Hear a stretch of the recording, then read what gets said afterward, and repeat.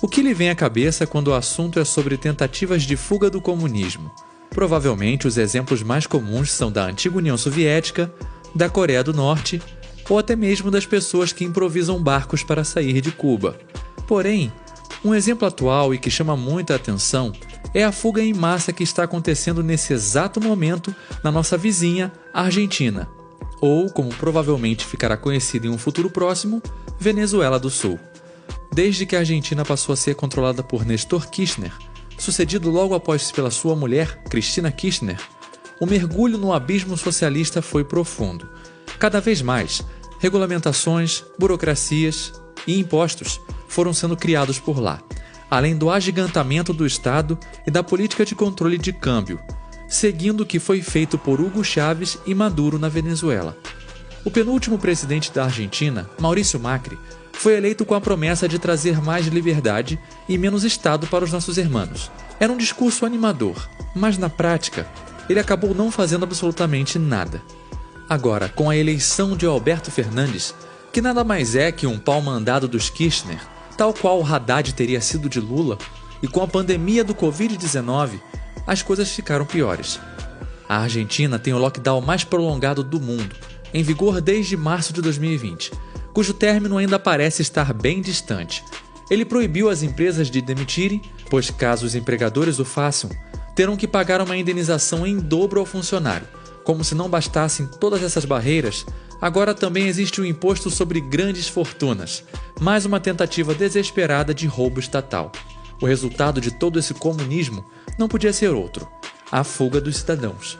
Para nós brasileiros, chega a ser cômico que boa parte da população do nosso país, se pudesse, iria embora do Brasil justamente por ser um lugar extremamente socialista e que dificulta o enriquecimento. Pensar que as pessoas estão buscando refúgio no Brasil é bizarro para nós, mas essa é a realidade que vivemos. Como exemplo prático, é possível citar os cubanos do Mais Médicos, programa de trabalho escravo que utilizava médicos cubanos, no qual a ditadura ficava com 80% da remuneração do profissional de saúde. Kim Jong-un e Xi Jinping com certeza bateriam palmas para esse ato, pois quem além deles usa trabalho escravo em pleno século XXI tão escancaradamente? Os esquerdistas ainda diziam que resolviam a saúde no Brasil. Logo após, os venezuelanos fugiram da ditadura de Maduro, tendo em vista que simplesmente começou a faltar comida no país e a inflação passou dos 1000%. Agora, estamos vendo tal fato se repetir com os argentinos, cujos principais destinos de fuga são o Brasil e o Uruguai, já que esses são os locais mais próximos. Várias multinacionais estão deixando a Argentina. Companhias aéreas como a Norwegian, a Qatar Airways, a Emirates e a Air New Zealand já fizeram as malas. As empresas francesas, como o laboratório Pierre Fabre e a de autopeças Saint-Gobain Security, também estão de saída. A empresa alemã BASF levou para o Brasil a sua linha de pinturas para automóveis. Já a empresa farmacêutica também alemã Gerresheimer decidiu sair do país. Há também marcas emblemáticas de têxteis nesse êxodo, como a Nike, a Wrangler e a Lee. Até a gigante Walmart e nossa tão conhecida Danone devem deixar o país. Por último, a loja de autopeças norte-americana Axalta e as energéticas Raízen e GE Energy também optaram por fugir da Argentina. Pois é, adiantou muito criar rabisco positivado dizendo que não podia demitir, não é mesmo? Imagino que em breve farão rabiscos dizendo que todos têm emprego, esperando que isso resolva magicamente todos os problemas. Não são só as grandes multinacionais que estão deixando a Argentina, mas também inúmeras micro e pequenas empresas estão procurando refúgio no Brasil e no Uruguai. Como todos nós sabemos, as micro e pequenas empresas são as grandes responsáveis pela geração de emprego. Para se ter ideia, é estimado que no Brasil, em torno de 72% de todos os postos de trabalho são gerados justamente por elas. Portanto, é assustador pensar quão ainda mais argentinos ficarão desempregados por culpa exclusiva da máfia estatal liderada por Alberto Fernandes. Pior ainda para a máfia é que não adianta tentar criar algo como o Muro de Berlim, cujo único objetivo era exatamente esse: impedir a fuga da Alemanha Oriental comunista para o lado capitalista. Além de não ter recursos para isso, a maior parte da fronteira entre a Argentina e o Uruguai é marítima, sendo muito fácil para qualquer um pegar um barco e atravessar para o outro lado. Apenas para se ter ideia, entre 1950 Em 1961, quando o Muro de Berlim foi construído, estima-se que cerca de 3,5 milhões de alemães fugiram para o lado capitalista.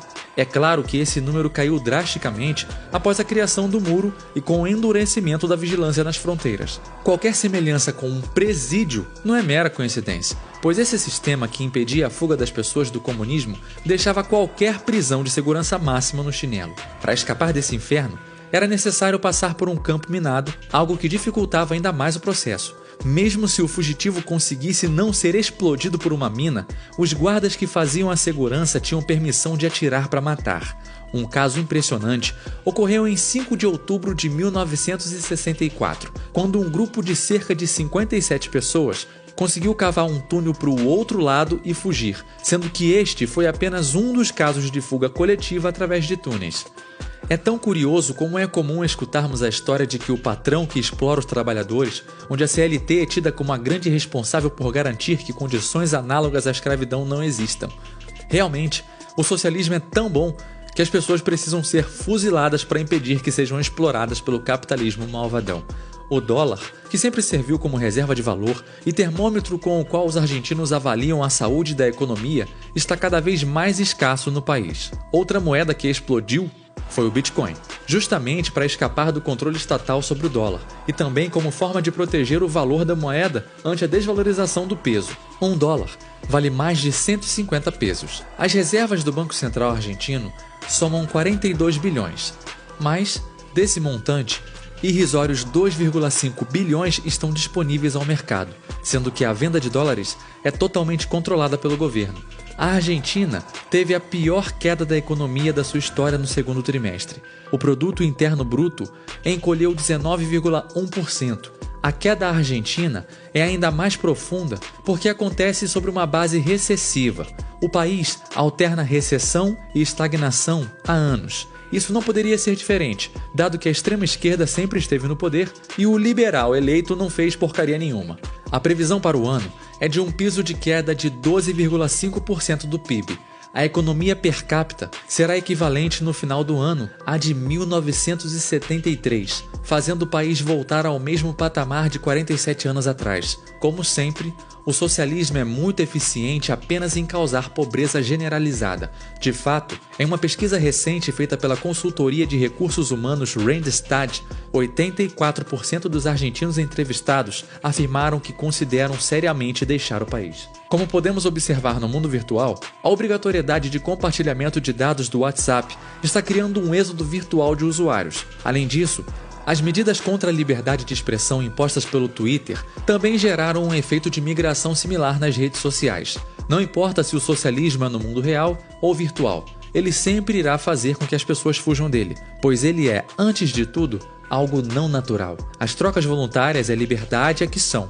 Por mais que na história humana o Estado exista há bastante tempo, isso não o torna algo natural em nossa espécie, pois nada mais é que uma imposição pela força. Tal qual cães já existiam antes das coleiras, nós já existimos antes do Estado.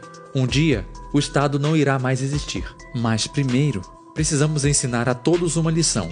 Todos podem viver livres. E a liberdade não é um perigo, mas sim a solução. Obrigado por sua